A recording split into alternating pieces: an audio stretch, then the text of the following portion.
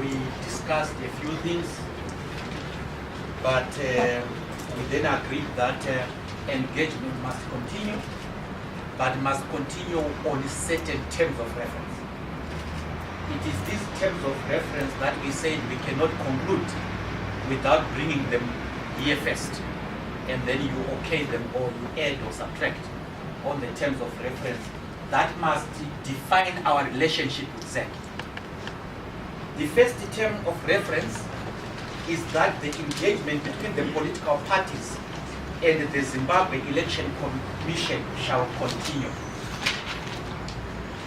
Number two, that the communication between ZEC and the political parties shall be done formally and in writing. In other words, the steering committee or whoever must write to ZEC and ZEC must write back so that we don't communicate via other channels. So the communication must be formal and must be in writing. Then number three, should there be any concern on any process involving ZEC, the political parties shall first seek the audience with ZEC, which audience shall not be unreasonably withheld.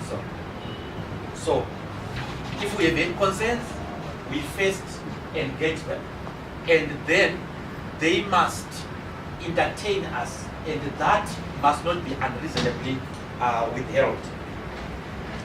Then number four, political parties are free to fairly criticize ZEC as long as this criticism is objective and factual.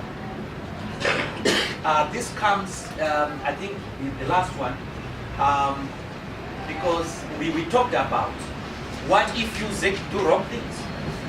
Why should we political parties keep quiet? And then we agreed that political parties, just like they do, they can criticize anyone, anything, as long as that criticism is objective. So those are the four terms of reference. I mean, really, engagement with ZEC to continue. Number two, the communication between ZEC, the communication between ZEC and the political parties shall be formal and in writing, so that we don't argue about whether you wrote or not. Because apparently the letter I was talking to you that I had written to ZEC, apparently the chairperson didn't see it, and we have undertaken to bring a stamped copy because there was a stamped copy. So that's how we are going to communicate in writing, and they are going to reply in writing.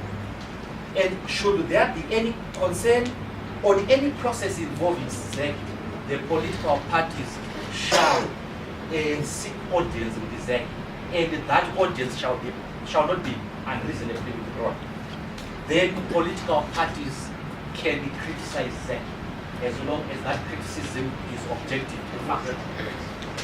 Those are the four. Yes.